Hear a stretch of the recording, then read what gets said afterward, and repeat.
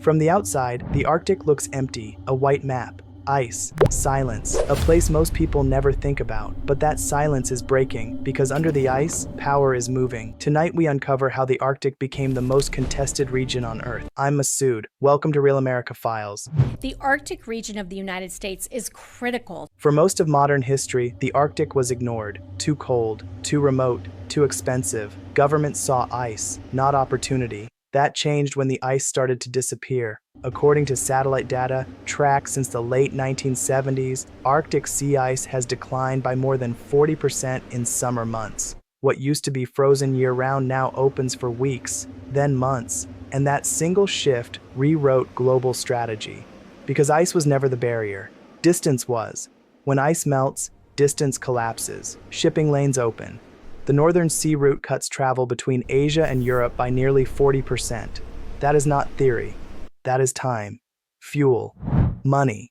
And money changes behavior. According to maritime trade analyses, a single container ship can save millions of dollars per voyage by crossing the Arctic instead of the Suez Canal. That is why this region matters, not tomorrow, now. But shipping is only the surface. Under the Arctic seabed, geological surveys estimate nearly 13% of the world's undiscovered oil and 30% of its undiscovered natural gas. Not proven reserves, undiscovered, which means unclaimed leverage. And when resources appear, power follows.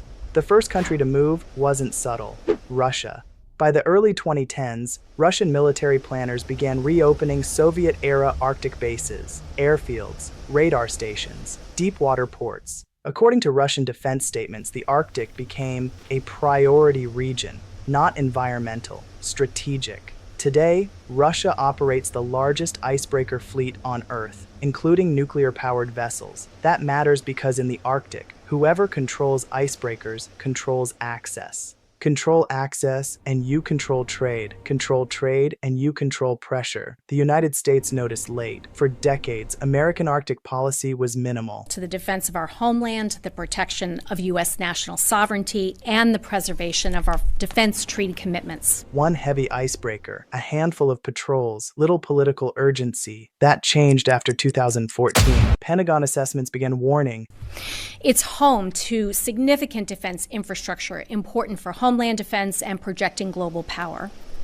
Radars and sensors in Alaska detect threats to the homeland, and Alaska's strategic location places it at the crossroads between the Indo-Pacific and Europe. That Arctic dominance could shape future conflicts, not through war, through positioning, bases close to polar flight paths, submarine routes beneath thinning ice, early warning systems where missiles travel fastest. The Arctic is not a side theater, it is a shortcut. And then came China, a country with no Arctic coastline. Yet in 2018, China officially declared itself a near-Arctic state. That phrase changed everything. Through investment, research stations, and partnerships, China began positioning itself along Arctic infrastructure, ports, data cables, energy projects. According to Chinese policy papers, the Arctic is framed as part of a polar Silk Road. Trade, technology, influence, not tanks, balance, and this is where the race becomes dangerous, because the Arctic has no single owner. It is governed by overlapping claims, international law, and fragile agreements. The United Nations Convention on the Law of the Sea defines maritime boundaries, but enforcement depends on power, and power is shifting north. The Arctic Council was designed to manage cooperation, science, environment, indigenous rights, but it was never built to stop competition between nuclear powers.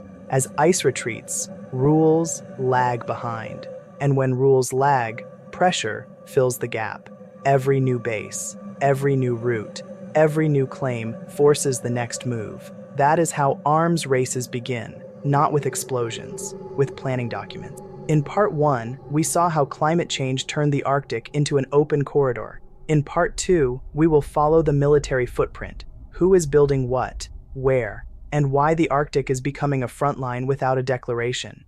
Because once the ice is gone, there is no putting the map back. In Part 1, we saw the illusion, a frozen wilderness, a silent ocean, a place the world ignored for centuries. But silence never means empty, because beneath the Arctic ice, something has already shifted. The ice is retreating, and when ice retreats, maps change, shipping lanes open, borders blur, and power follows. Right now, the Arctic is warming nearly 4 times faster than the rest of the planet. That number matters because every degree of warming unlocks access to routes, to resources, to leverage. This is where the race becomes real. Not in speeches, not in summits, but in steel, fuel, and coordinates. Russia understood this first. Today, Russia controls more Arctic coastline than any other nation, over half of the entire Arctic Ocean border, and Moscow has treated that geography as destiny. According to Russian military disclosures, the Kremlin has reopened and expanded dozens of Arctic-era bases, some dating back to the Cold War. Airfields, radar stations, missile defense systems, not symbolic outposts, operational ones. Russia now operates the world's largest fleet of nuclear-powered icebreakers. That is not a scientific detail. It is a strategic weapon, because in the Arctic, whoever breaks the ice controls the timeline, and Russia can break ice year-round. That capability turns frozen water into a highway, the Northern Sea Route, a shipping lane running along Russia's Arctic coast. When fully navigable, it cuts the distance between Europe and Asia by nearly 40% compared to the Suez Canal. Less time, less fuel, less dependence on choke points controlled by others. That alone would be enough to redraw global trade. But trade is only one layer. Under the Arctic seabed, according to geological surveys, lie an estimated 13% of the world's undiscovered oil and 30% of its undiscovered natural gas. Those are not future projections. Those are present calculations. Energy security, national revenue, political leverage, all sitting under melting ice. And Russia is not alone. China saw the opening and moved fast. Beijing is not an Arctic nation by geography, but it calls itself a near-Arctic state. That phrase is deliberate because China understands the Arctic as infrastructure, not territory. Chinese state-owned companies have invested billions into Arctic energy projects, ports, and undersea cables. Beijing's official policy documents describe a polar silk road, a northern extension of its global trade network, less visible than ports in Africa, quieter than rail lines in Europe, but strategically deeper because access to the Arctic is access to redundancy, an alternative world. One where trade routes are insulated from conflict in the Middle East or blockades in the South China Sea. And then there is the United States. It's the first time that we've seen these two countries fly together like that. Late, cautious, and suddenly awake. For decades, Washington treated the Arctic as a scientific zone, research stations, climate data, occasional patrols, but climate change collapsed that assumption. According to U.S. defense assessments, the Arctic is now a domain of strategic competition, not future tense, present. America has only a handful of operational icebreakers. Russia has dozens. China is building more. That imbalance matters. Because without icebreakers, presence becomes seasonal, and seasonal presence becomes vulnerability. The U.S. has responded by increasing military exercises with allies, joint patrols, cold weather training, expanded radar coverage. But even Pentagon planners admit catching up in the Arctic takes decades, and the Arctic does not wait. Every summer, the ice retreats further. Every retreat exposes more seabed. Every exposure triggers new claims. Under international law, nations can extend their continental shelf claims if they can prove the seabed is geologically connected. That legal process is slow, but the competition is not. Countries are racing to submit data, stake claims, and lock in future rights before the ice disappears completely. This is not a war yet. There are no battles, no explosions, but this is how modern conflict begins, with survey ships, with legal filings, with quiet militarization disguised as defensive posture.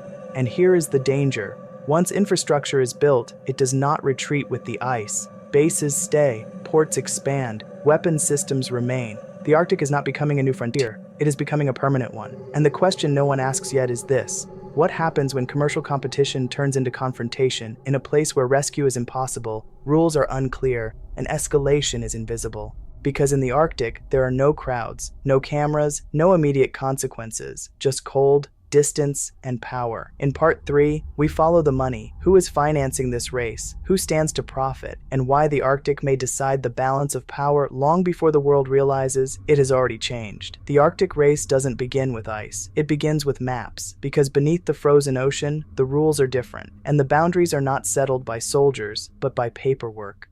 Under international law, countries don't claim the Arctic with flags. They claim it with geology.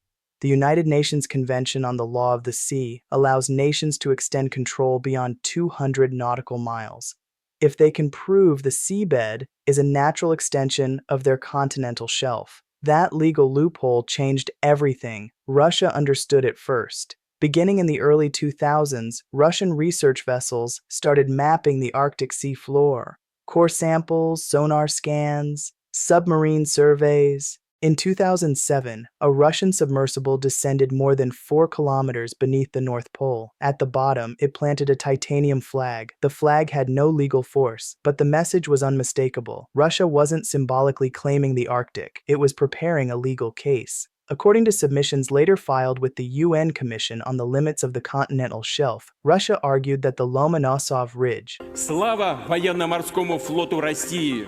Ура!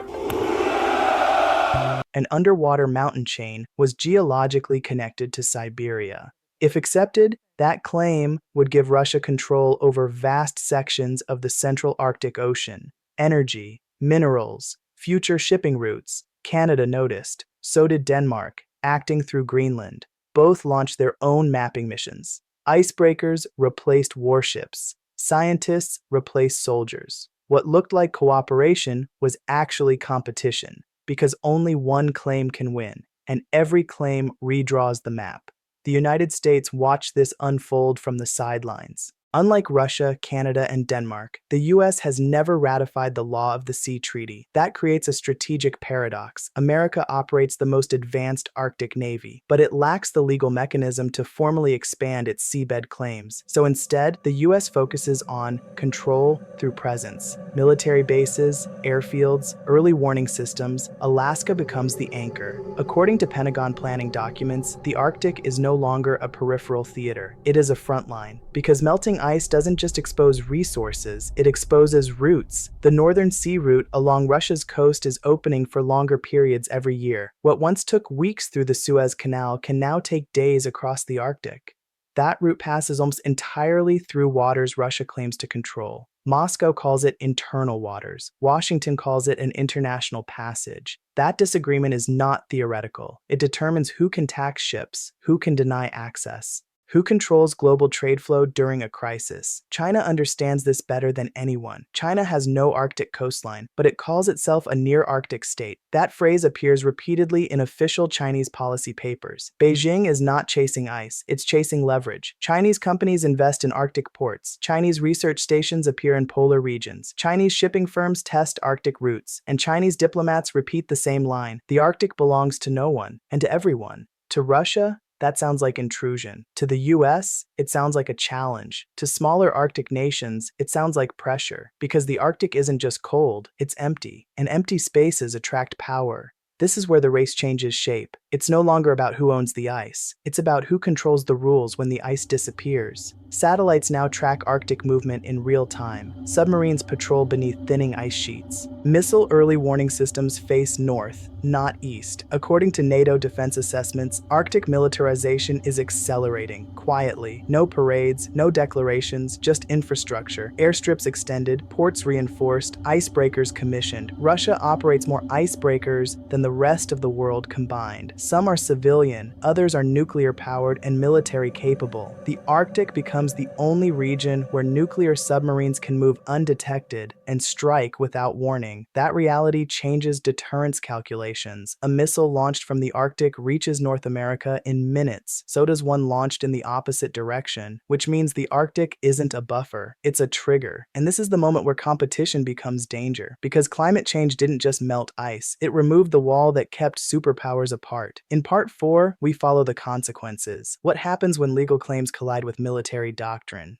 When trade routes become choke points, and when the Arctic stops being the top of the world and becomes the center of it. Why the world's superpowers are racing to control the Arctic. Part 4. By the end of this race, the Arctic will not be won by flags. It will be won by infrastructure, runways, ports, fiber cables, icebreakers, satellites. Because in the modern world, power does not arrive with soldiers first. It arrives with logistics. For decades, the Arctic was protected by distance.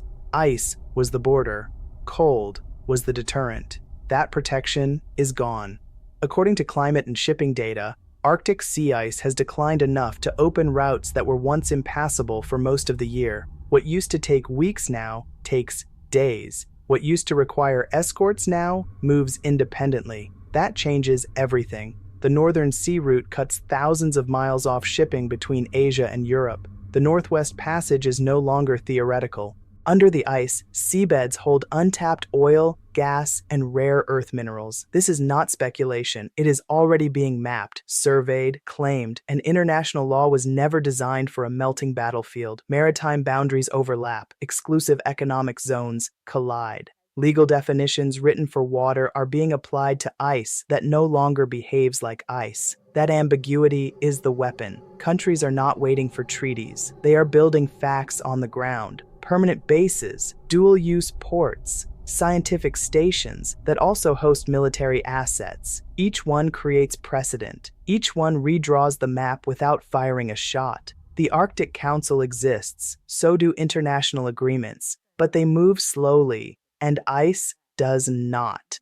This race is not about tomorrow. It is about positioning. Who controls search and rescue? Who controls navigation? Who controls communication? Who decides whose ships pass safely and whose don't? And the most dangerous part is not conflict.